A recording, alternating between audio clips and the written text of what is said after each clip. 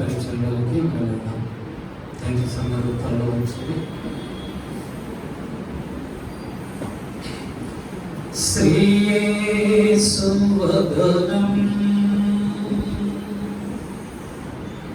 ప్రభాకరతేజం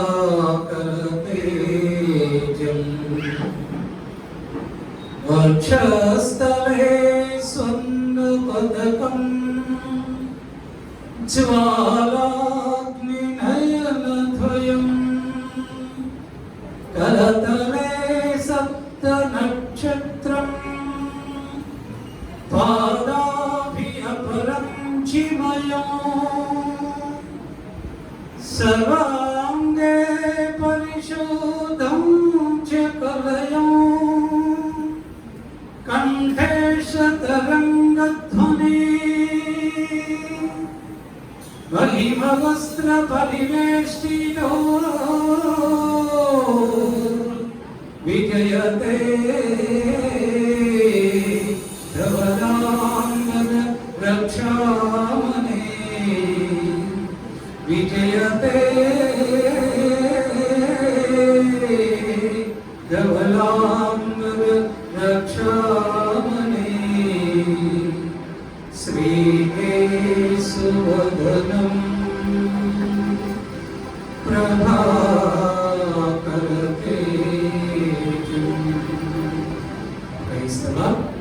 హల్లెలూయా హల్లెలూయా. ఈ ఆదివారానికి ఒక స్పెషాలిటీ ఉన్నది. ఏంటది? బట్టల ఆదివారం అంటే పామ్ సండే అంటే ఏంటి? బట్టల ఆదివారం అంటే ఏంటి? హల్లెలూయా. ఈరోజు పరిశుద్ధాత్మ దేవుడు ఈ బట్టల ఆదివారాన్ని ఎందుకు జరుపుకోవాలో, ఎందుకు జరుపుతున్నారో, జరిపే వాళ్ళు ఎందుకు జరుపుతున్నారో నాకైతే తెలియదు. కానీ అసలు ఈ బట్టల ఆదివారం యొక్క ప్రాముఖ్యత ఏంటి? ఈరోజు మనం దేవుని జ్ఞాపకం చేసుకోవాలి. దేవుని జ్ఞాపకం చేసుకుంటే దేవుడు మనల్ని ఆశీర్వదిస్తాడు. మనము ఎలాగా ఉండాలి? ఎలాగా ఉండాలంటే ఈ బట్టల ఆదివారం దిన ఏ చెట్టునైతే దేవుడు ఏర్పాటు చేసుకున్నాడో ఆ చెట్టులాగా మనం ఉంటే దేవుడు మనల్ని ఆశీర్వదిస్తాడు. యోహాను సువార్త 12వ అధ్యాయం 12-13 వచనాలు చదవండి. మరునాడు ఆ పండుగకు వచ్చిన బహుజన సమూహము యేసు యెరూషలేమునకు వచ్చుచున్నాడని విని ఖర్జూరపు మంటలు పట్టుకొని ఆయనను ఎదుర్కొనబోయి, జయము ప్రభువు పేరిట వచ్చుచున్న ఇశ్రాయేలు రాజు స్తుతింపబడును గాక అని కేకలు వేసిరి. హల్లెలూయా. మరునాడు ఆ పండుగకు వచ్చిన బహుజన సమూహము యేసు యెరూషలేమునకు వచ్చుచున్నాడని విన్నా. అక్కడ ఉన్నటువంటి అనేక మంది ప్రజలు, ఆ పండుగకు వచ్చిన వారందరూ కూడా యేసు ప్రభు వారు రేపటి దినమున ఈ పండుగకు వస్తున్నారు అని విన్నారు. ఏ పండుగ అది? పర్ణశాలల పండుగ. ఆ పండుగ 7 రోజులు ఆ పండుగని ఇశ్రాయేలీయులు ఎంతో గొప్పగా, ఆడంబరంగా, ఆశతో ఆ పండుగని జరుపుకుంటారు. ఆ పండుగకి ప్రభు అయినటువంటి యేసుక్రీస్తు వారు యెరూషలేముకు వస్తున్నారని బహుజన సమూహము విని ఏం చేశారు? ఖర్జూరపు మంటలు పట్టుకొని ఆయనను ఎదుర్కొనబోయి. ఖర్జూరపు మంటలు తీసుకుని ప్రభు వస్తూ ఉంటే ఆయన ఎదుర్కొనపోయారు. ఆయన ఎదుర్కోవడానికి, ఆయనకి వెల్కమ్ చెప్పడానికి, ప్రభువుకి వెల్కమ్ చెప్పడానికి, ప్రభువుని రిసీవ్ చేసుకోవడానికి ఆ యొక్క ఖర్జూరపు చెట్టు యొక్క ఆ మంటలు అంటే ఆ కొమ్మలు పట్టుకొని యేసు ప్రభువుని ఎదుర్కోవడానికి వారు వెళ్ళారు. ఎలాగా వెళ్ళారు? జయము ప్రభువు పేరిట వచ్చుచున్న ఇజ్రాయేలు రాజు స్తుతింపబడును గాక. జయము జయము, హోసన్నా జయము, హోసన్నా జయమని ఆ మంటలు పట్టుకొని ప్రభువును స్తుతిస్తూ, ప్రభువుకు మహిమ కలుగును గాక అని ప్రభువును స్తుతిస్తూ ఆయనను ఎదుర్కొని పోయారు, ఆయనను రిసీవ్ చేసుకున్నారు. హల్లెలూయా.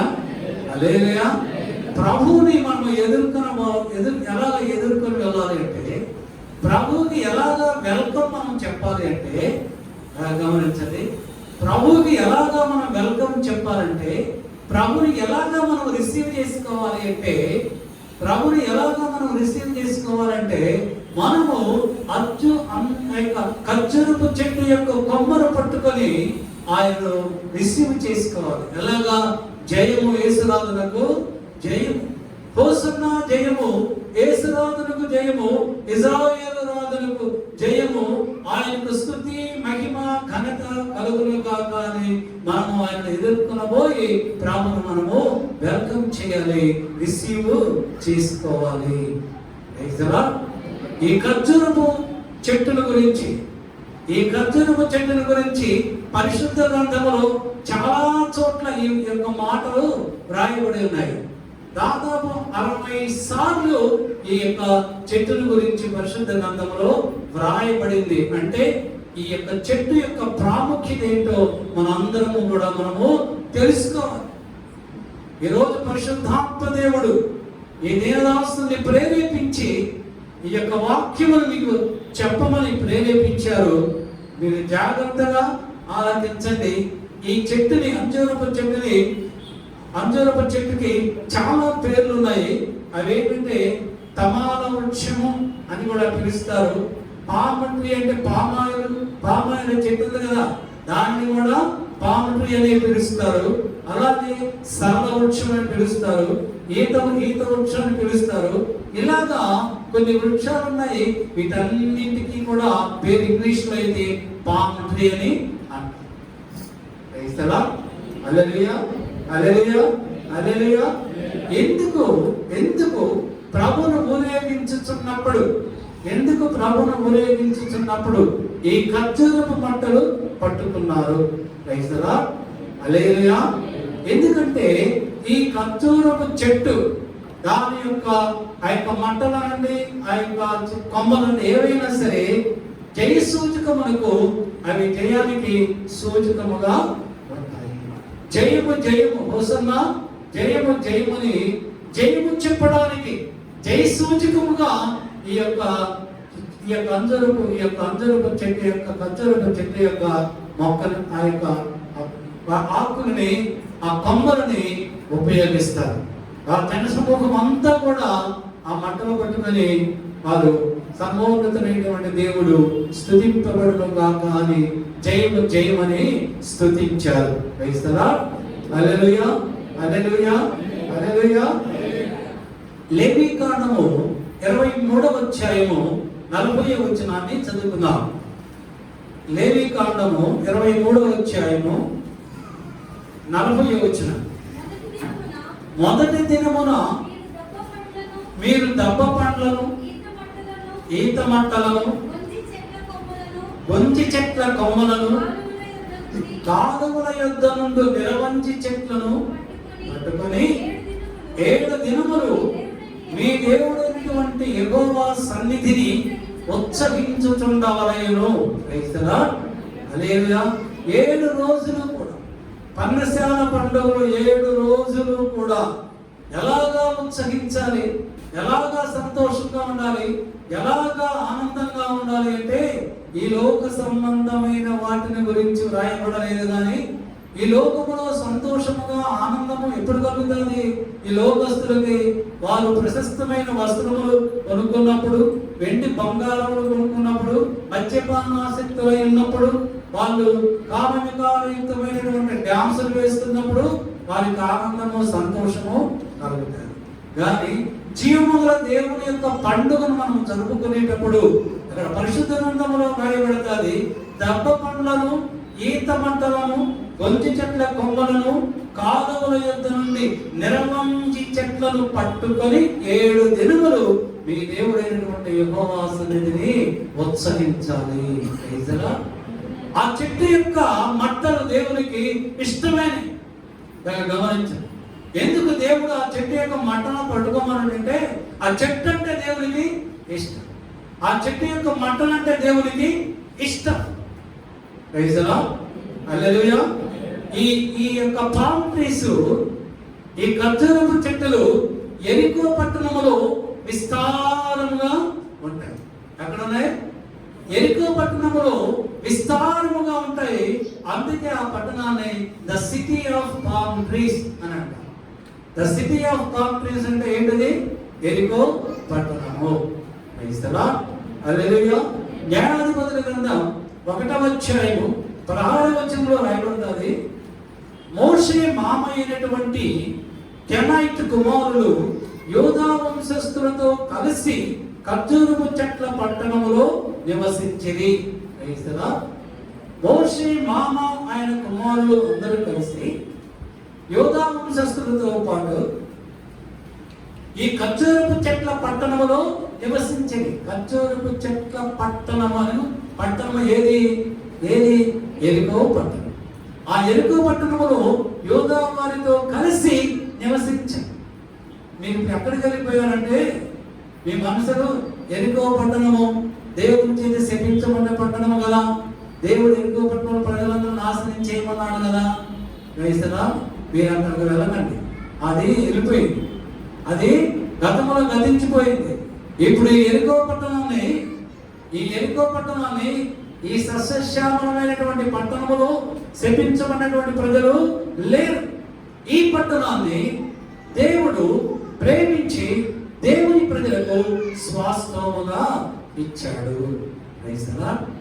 ఈ పట్టణాన్ని, యెరికో పట్టణాన్ని దేవుడైన యెహోవా అబ్రహాము, ఇస్సాకు, యాకోబుల సంతానములకు ప్రమాణము చేసినటువంటి ఆ యొక్క సంతతికి దేవుడు స్వాస్థ్యముగా ఇచ్చాడు. చదవండి ద్వితీయోపదేశకాండం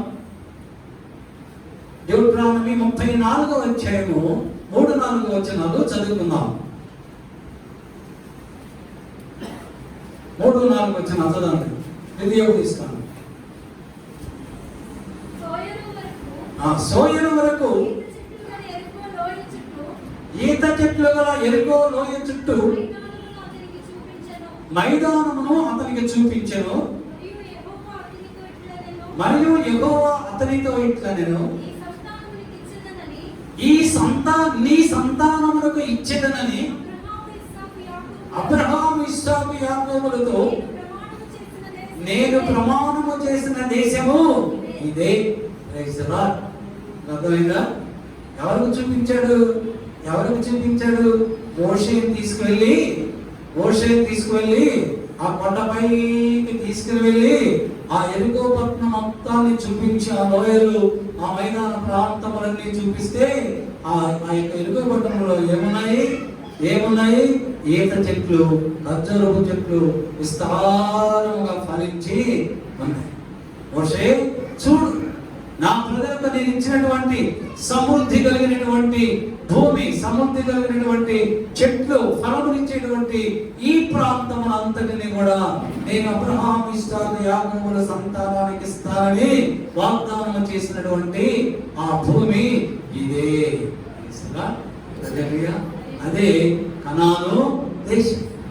ఇప్పుడు ఎక్కడుందో ఎదుగుబడున్నాం? కనాను దేశములో ఉన్నాం. దేవుని ప్రజలకు స్వాస్థ్యముగా ఇచ్చినటువంటి దేశంలో ఉన్నది.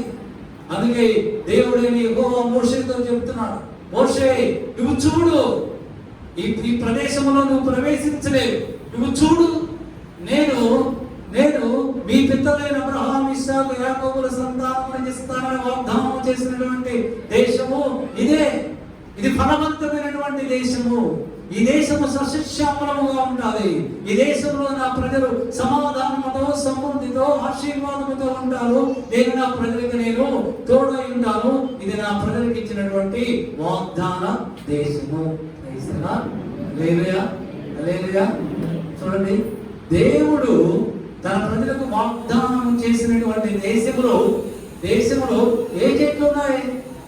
ఏ చెట్లు ఉన్నాయి? ఈ యొక్క ఖర్జూరపు చెట్లు, ఈత చెట్లు ఇవే ఉన్నాయి. అంటే ఈ ఖర్జూరపు చెట్లు ఎక్కడ ఉంటాయో, ఈ ఈత చెట్లు ఎక్కడ ఉంటాయో ఆ దేశము, ఆ భూమి సమృద్ధి కలిగినగా ఉంటుంది, పాలు తేనెలు ప్రవహించే దేశముగా ఉంటుంది. ఆశీర్వదింపబడిన ప్రజలకు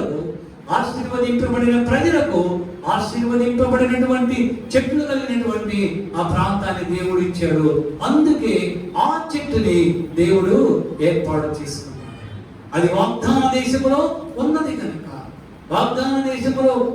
కనుక దేవుడు తన ప్రజలకు ఆ వాగ్దాన దేశాన్ని అనుగ్రహించాడు కనుక ఆ చెట్టుని దేవుడు ఏర్పాటు చేసుకుని అందువల్ల దేవుని ప్రజలు ఆ చెట్టు యొక్క మాటలతో దేవుణ్ణి మహిమపరచుచున్నారు.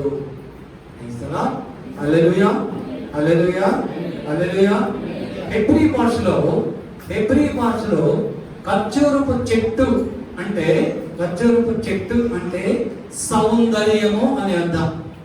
గమనించండి, ఖర్జూరపు చెట్టు అంటే హెబ్రీ భాషలో సౌందర్యము అని అర్థం, బ్యూటీ. అందుకే యోధ తామారుతో అంటాడు, నీవు నీతిమంతురాలివి అని. తామారు అంటే సౌందర్యము అని అర్థం. తామారుని నీతిమంతురాలు అని అంటాడు. ఈ యొక్క ఖర్జూరపు చెట్టు కూడా నీతిమంతులకి సాదృశ్యముగా ఉన్నది.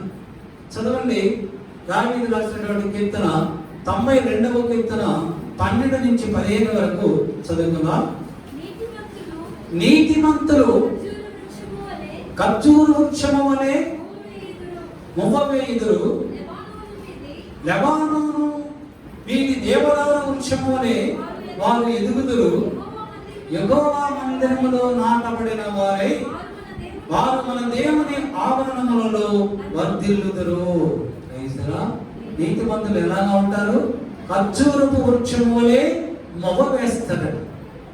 ఎవరు? అందుకే దేవుడు ఖర్జూరపు చెట్టుని నీతిమంతులతో పోల్చి, నీతిమంతుడైన వాడు ఎలాగా ఉంటాడంటే ఖర్జూరపు చెట్టు ఏ విధముగా మొవ్వ వేస్తాడో అలాగా ఫలభరితమైనటువంటి వారిగా నీతిమంతులు ఉంటారు. మనం ఫలభరితమైన వారిగా మనం ఉండాలంటే మనము ఖర్జూరపు చెట్టు వలె ఫలించని వారిగా మనము ఉండాలి. ఆ ఖర్జూరపు యొక్క ఆ చెట్టు యొక్క గెల ఎంత పెద్దదిగా ఉంటుందంటే 2 మనుషులు మోస్తే గాని దానిని తీసుకుని వెళ్ళదు, అంత పెద్దదిగా ఉంటుంది. అంత ఫలభరితమైనటువంటిది ఆ ఖర్జూరపు చెట్టు. నీతిమంతులమైన మనము యేసు ప్రభు శిలువ రక్తము చేత కడగబడిన నీవు నేను కూడా మనమందరం ఎలాగా ఉంటారంటే ఆ ఖర్జూరపు చెట్టు ఎలాగా ఫలభరితమైనదిగా ఉంటుందో అలాగా మనం అందరం కూడా ఫలభరితమైన వారిగా ఉండాలి, ఫలించే వారిగా మనం ఉండాలి. ఎండిపోయిన చెట్టులాగా ఉండకూడదు, ఫలములు లేని చెట్టులాగా మనం ఉండకూడదు, ప్రయోజనకరము కాని చెట్టులాగా మనం ఉండకూడదు, ఉపయోగం అనేది వారిలాగా మనం ఉండకూడదు. దేవుడు నిన్ను సృష్టించి తన రక్షణించి బాప్తిసం ఇచ్చి నిన్ను ఫలింపచేసి నిన్ను అభివృద్ధిపరిచి నీకు మంచి ఉద్యోగం ఇచ్చి మంచి వ్యాపారం ఇచ్చి ఇంతగా నిన్ను నీ కుటుంబాన్ని హెచ్చించిన దేవుని దృష్టిలో నువ్వు ఫలభరితమైన వానిగా నువ్వు ఉండాలి, ఫలించేవాడిగా నువ్వు ఉండాలి. ఎంతకాలం నువ్వు ఎలాగా ఉండగలుగుతావు? ఎంతకాలం నువ్వు ఫలములు లేని జీవితాన్ని నువ్వు అనుభవిస్తావు? మనం ఎలాగా ఉండాలి అంటే ఫలించే వారిగా మనము ఉండాలి. అందుకే ప్రభు ఆ యొక్క ఖర్జూరపు చెట్టుని ఎంపిక చేసుకున్నాడు.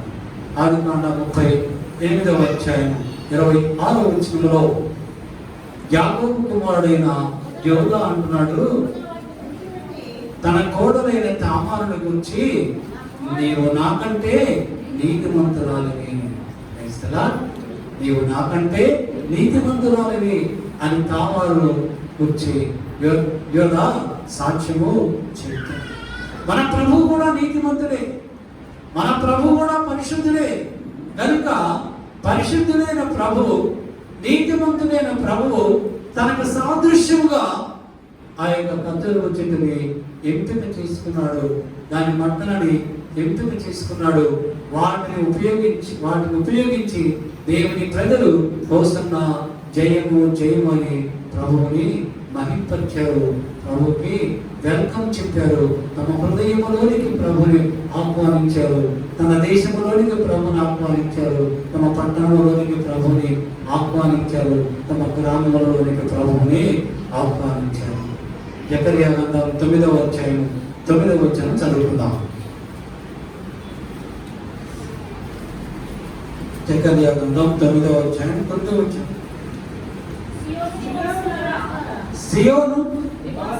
సియోను నివాసులారా బహుగా సంతోషించుడి, యెరూషలేము నివాసులారా ఉల్లాసముగా ఉండుడి. నీ రాజు నీతిపరుడు, రక్షణ గలవాడును, దీనుడనై గాడిద పిల్లలు ఎక్కి నీ యొద్దకు వచ్చుచున్నాడు. సియోను నివాసులారా సంతోషించండి. ఎలాగా సంతోషించాలి? బహుగా సంతోషించమంటున్నాడు. యెరూషలేము నివాసులారా ఉల్లాసముగా ఉండండి. నీతిపరుడు పరిశుద్ధుడైన యేసు ప్రభు మీ యొద్దకు వచ్చుచున్నాడు. మీ మందిరములోనికి వస్తున్నాడు, మీ గృహములోనికి వస్తున్నాడు, మీ పట్టణములోనికి వస్తున్నాడు. మనము బహుగా ఉత్సహించి సంతోషించవలసిన సమయము. అందుకే వారు ఆ యొక్క ఖర్జూరపు చెట్టు యొక్క మట్టంలో పట్టుకొని హోసన్నామేమో అని వారు ప్రభుని స్తుతిస్తూ ఉన్నారు. ఖర్జూరపు చెట్టు అంటే సౌందర్యవంతమైనదని మీకు చెప్పారు. మన ప్రభు సౌందర్యవంతుడా కాదా? ఐజరా మన ప్రభు సౌందర్యవంతుడా కాదా? చెప్పండి. మన ప్రభువు సౌందర్యవంతుడు. 10,000లో అతి కాంక్షణీయుడు. ఆయన సౌందర్యవంతుడు. ప్రియుడు అంటుంది పరమగీతంలో 5వ అధ్యాయంలో 10 నుంచి 16 వచనాల్లో ఉంటుంది. నా ప్రియుడు ధవలవర్ణుడు, నా ప్రియుడు రత్నవర్ణుడు. 10,000 మంది పురుషుల్లో అతనిని గుర్తింపవచ్చు. నా ప్రభువు శిరస్సు అపరంచి వంటిది, అతని నేత్రములు నదీ తీరమందలి గువ్వల వలె కనబడుచున్నవి. అతని చెక్కిళ్ళు పరిమళ పుష్పస్థానములు, అతని పెదవులు పద్మముల వంటివి. అతని కరములు తార్షీషురత్న భూషితమైన స్వర్ణగోళము వలె ఉన్నవి. అతని కాలు వేలిమి బంగారు మట్లయందు నిలిపిన చదువురాతి స్తంభముల వలె ఉన్నవి. అతని నోరు అతి మధురము, అతడు అతి కాంక్షణీయుడు. మన ప్రభు అతి కాంక్షణీయుడు. అతని కన్నులు గువ్వ కన్నులు. అతడు పాలతో కడగబడినటువంటి శరీరము కలిగిన ఆయన సౌందర్యవంతుడు. అంటే యేసు ప్రభు వారిని ఖర్జూరపు చెట్టుతో అందుకే దేవుడు ఖర్జూరపు చెట్టుని ఏర్పాటు చేస్తున్నాడు. మరి మన పరిస్థితి ఏంటి? ఖర్జూరపు చెట్టు బహు సౌందర్యం కలది. మన ప్రభు అయిన యేసుక్రీస్తు వారు కూడా బహు సౌందర్యం కలిగిన వారు. మరి మనం ఎలాగా ఉన్నాము? మట్లాగా ఉన్నారు ప్రభు అడుగుతున్నాం. ఎలాగా ఉన్నాం? ప్రభు మన గురించి ఏమంటున్నాడు చదువుకుందాం.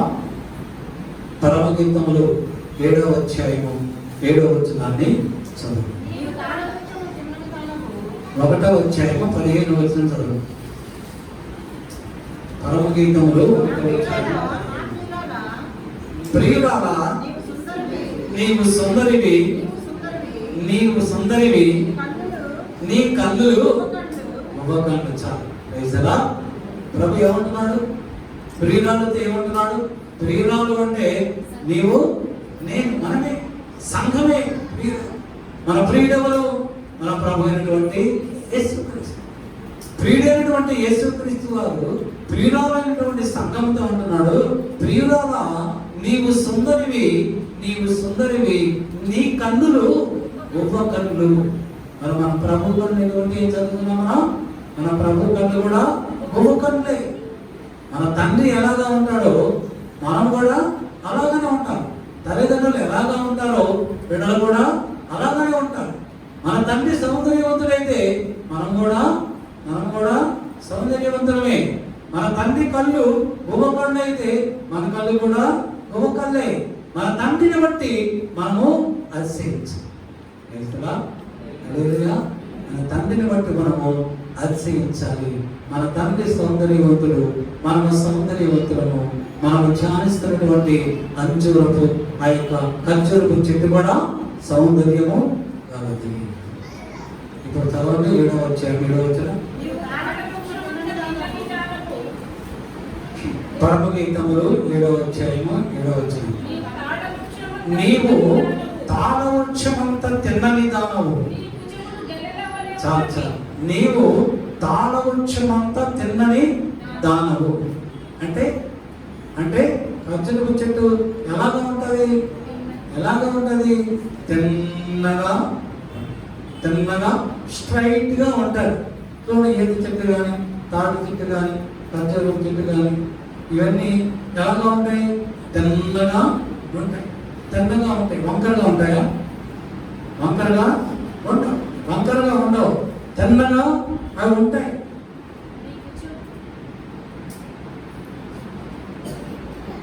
దావీదు రాసిన కీర్తనలు 125వ కీర్తన 5వ వచనాన్ని చదవండి.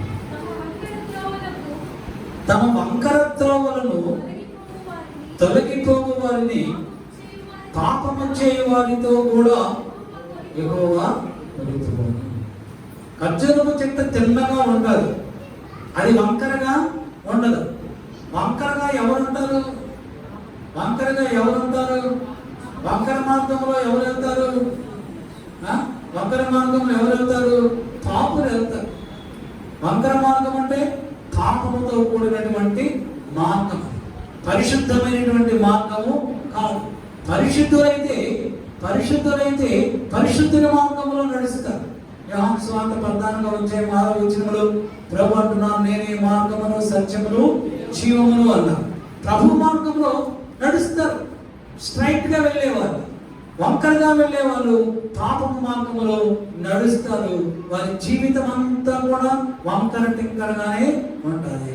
చూడండి, మనం చాలాసార్లు కొంతమంది మాట్లాడుతుంటే అనుకుంటాం, వాళ్ళంటే వంకర మాటలు మాట్లాడతారు. సిస్టర్ గారు ఇప్పుడు వంకర మాటలు మాట్లాడుతుంది. మాటలు మనము పట్టించుకోవద్దు. అందులో విగ్రహారాధకులు వంకర మాటలు మాట్లాడితే అర్థాలు ఉంటాయి, కానీ దేవుని బిడ్డలమైన మనము వంకర మాటలు మనము మాట్లాడకూడదు. వంకర త్రోవలలో మనము ప్రయాణము చేయకూడదు. వంకర మార్గం అంటే అక్రమమైనటువంటి జీవితం, అపవిత్రమైనటువంటి జీవితం. వారి ప్రవర్తన మంచి ప్రవర్తన కాదు, అపవిత్రమైన ప్రవర్తన కలిగిన వారు జీవించేటువంటి జీవితము వంకర జీవితం.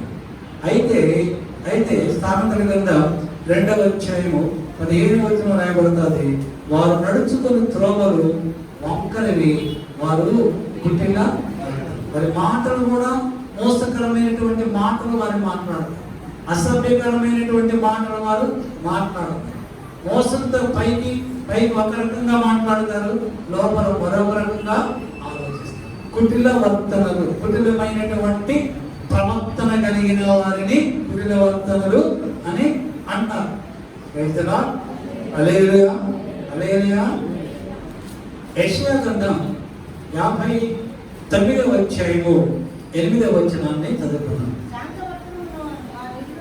శాంతవర్తనమును వారు ఎరుగరు, వారి నడుమడులలో న్యాయము కనబడదు. వారు తమ కొరకు వంకర త్రోవలు కల్పించుకొనుచున్నారు. పాపము చేసేవారు, పాపము ఆలోచన కలిగి ఉన్నవారు వారు ఎలాగా ఉంటారంటే వంకర త్రోవలను ఏర్పాటు చేసుకుంటారు. వారు ఎప్పుడు అన్యాయంగానే మాట్లాడరు, అన్యాయపు పనులే చేస్తారు. వారిలో న్యాయము ఉండదు. వారిలో న్యాయం ఉండదు, వారిలో సమాధానం ఉండదు, ఓర్పు ఉండదు, సహనం ఉండదు, శాంతం ఉండదు, కోపం ఉంటుంది, అసూయ ఉంటుంది, ద్వేషం ఉంటుంది, పాపం ఉంటుంది, పాపపు ఆలోచన వారిలో ఉంటాయి. అటువంటి వారందరూ కూడా వంకరగా ఉండే వారిలో ఈ లక్షణాలన్నీ ఉంటాయి. అయితే ఎవరైతే ఖర్జూరు చెట్టులాగా తిన్నగా ఉంటారో వారు దేవునికి ఇష్టమైన వారు నీతిమంతులు, వారు పరిశుద్ధులు, వారు ఆశీర్వదించబడిన వారు. ఎందుకనగా వారు ఆకాశం వైపు చూస్తారు. ఆకాశంలో ఎవరున్నారు? అపోస్తలుల కార్యములు 7వ అధ్యాయం 55వ వచనం చదవండి. అపోస్తలుల కార్యములు 7వ అధ్యాయం 56వ వచనం చదవండి. ఆకాశము తెరవబడుటయు మనిషి కుమారుడు దేవుని కుడి పార్శ్వమందు నిలిచియుండుటయు చూచుచున్నానని చెప్పారు. ఎవరు చెప్పారు?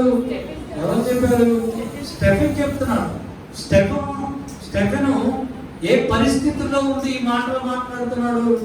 అక్కడ ఉన్నటువంటి యూదులందరూ కూడా స్టెఫెన్ని రాళ్లతో కొడుతూ ఉన్నారు.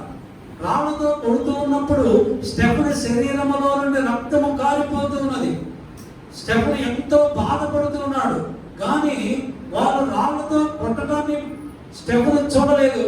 తాను పడుతున్నటువంటి బాధను స్టెఫెన్ చూడలేదు. కానీ స్టెఫెన్ మోకరించి ఆకాశం వైపు చూస్తూ ఉన్నాడు.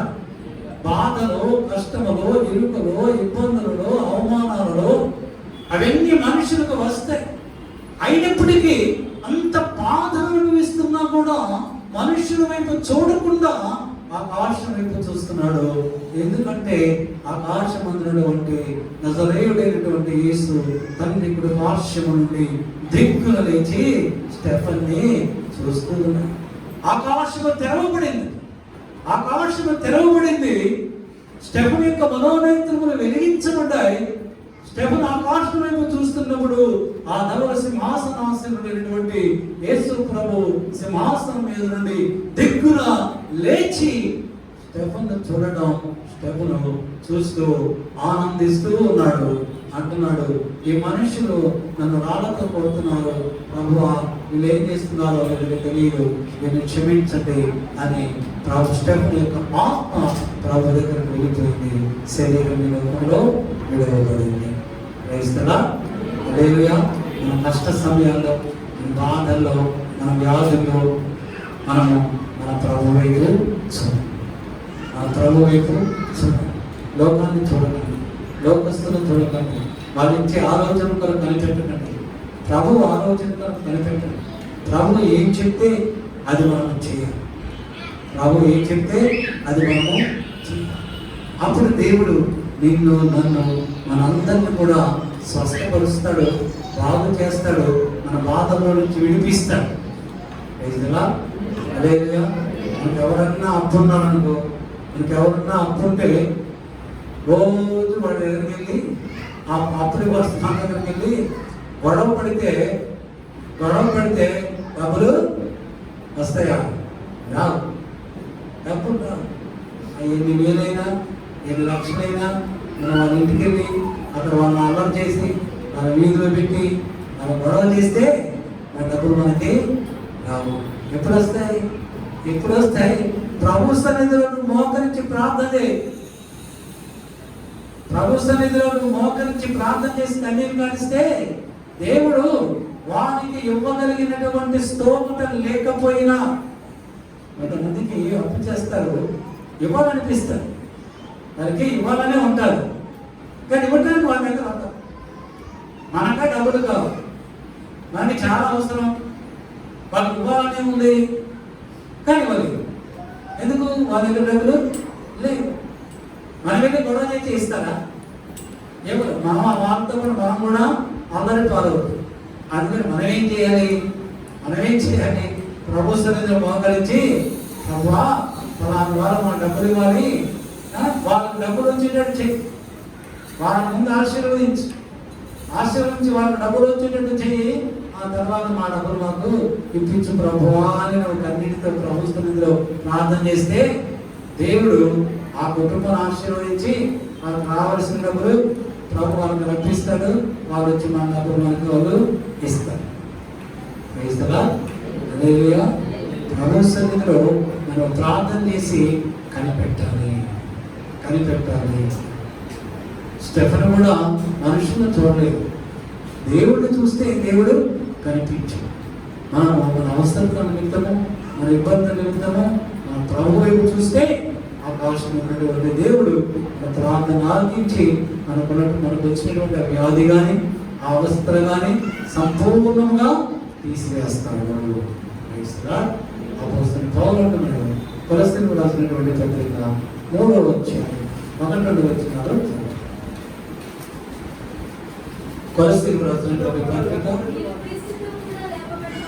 మీరు క్రీస్తుతో కూడా లేపబడిన వారైతే పైనున్న వాటిని వెదకుడి, అక్కడ క్రీస్తు దేవుని కుడి పార్శ్వమందు కూర్చుండి ఉన్నాడు. పైనున్న వాటి మీదనే గాని భూసంబంధమైన వాటి మీద మనసు పెట్టకొనుకుడి. మీరు క్రీస్తుతో కూడా లేపబడిన వారైతే పైనున్న వాటినే గాని పైనున్న వాటినే వెదకండి. ఎందుకు? అక్కడ ఎవరున్నారు? మన ప్రభు అయినటువంటి యేసుక్రీస్తు వారు ఉన్నారు. ఆయనను వెతికితే ఆయన దేవుని కుడి పార్శ్వమందు ఉన్నాడు కనుక ఆయన మన కార్యములన్నీ కూడా నెరవేరుస్తాడు. క్రైస్తలా ఎన్ని పాయింట్ చెప్పాను నేను? క్రైస్తలా మొట్టమొదటిగా ఖర్జూరపు మట్టలు. ఆ చెట్టు యొక్క మట్టలనే దేవుడు ఎందుకు ఏర్పాటు చేసుకున్నాడంటే అవి జయసూచకముగా ఉన్నాయి. అవి దేవునికి ఆ వృక్షములు దేవునికి ఇష్టమైనవిగా ఉన్నాయి కనుక. రెండవదిగా దేవుడు తన ఏర్పాటు చేసినటువంటి అబ్రహాము, ఇస్సాకు, యాకోబులు దేవునికి వాగ్దానం చేసినటువంటి దేశంలో ఈ చెట్లు విస్తారంగా ఉన్నాయి కనుక మన పితరులు ఆ దేశంలోనే నివసించారు కనుక దేవుడు ఆ చెట్టుని ఏర్పాటు చేసుకున్నాడు. మూడవదిగా అంజూరపు చెట్టు ఒక సౌందర్యము కలిగినది. మన ప్రభువు కూడా సౌందర్యం కలిగిన వాడు. మనము కూడా సౌందర్యం కలిగిన వారము కనుక దేవుడు ఆ చెట్టుని ఏర్పాటు చేసుకున్నాడు. తరువాత ఆ చెట్టు నీతిమంతులు అయినటువంటి చెట్టు కనుక దానిని ప్రభువు ఏర్పాటు చేసుకున్నాడు. చివరిగా ఈ చెట్టు పరిశుద్ధమైనటువంటి జీవితానికి, వంకర లేనటువంటి జీవితానికి సాదృశ్యముగా ఉన్నది కనుక దేవుడు ఈ యొక్క ఖర్జూరపు చెట్టుని ఏర్పాటు చేసుకున్నాడు. కనుక ఈ యొక్క మట్టల ఆదివారం దినమున యేసు ప్రభువు ఆ గాడిద మీద ఎక్కి యెరూషలేమునకు వస్తూ ఉన్నప్పుడు దేవుని యొక్క ప్రజలు దేవునికి ఇష్టమైనటువంటి ఆ యొక్క ఖర్జూరపు మంటలు పట్టుకొని హోసన్నా జయమని దేవుణ్ణి మహిమ పడిచారు. దేవుని సంగమం మనము కూడా ఆ ఖర్జూరపు చెట్టులాగా ఉంటే మనము కూడా ఫలిస్తే దేవుడు మనల్ని కూడా ఏర్పాటు చేసుకుంటాడు. హల్లెలూయా. కొద్ది మాటలు ప్రభు ఇంటిలో ఆశీర్వాదంతో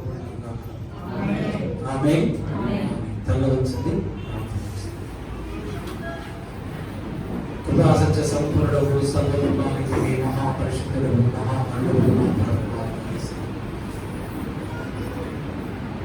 ఈ గంటల ఆదివారం దినమున ప్రభు ఈ ఖర్జూరపు చెట్టుని మీరెందుకు ఏర్పాటు చేసుకున్నారు? దాసుని ముఖాంతరమున మీరు మాట్లాడినటువంటి లేఖనములను బట్టి మీకు స్తోత్రాలు. ఖర్జూరపు చెట్టు ప్రభ అది సౌందర్యవంతమైనది. నీవు సౌందర్యవంతుడు.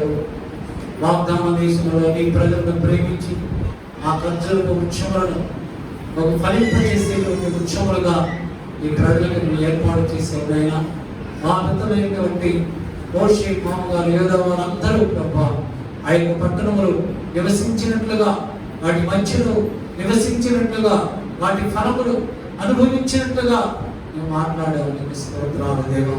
నీటి మంతుడువైన నీవు ఒక సౌందర్యవంతుడు ప్రభ, మమ్మల్ని కూడా తండ్రి సౌందర్యవంతులమని మాతో మాట్లాడావు. నీకు స్తోత్రాలు. యొక్క ఖర్జూరపు చెట్టు ఒక సౌందర్యవంతమైనదిగా మాతో మాట్లాడావు. నీకు స్తోత్రాలైనా.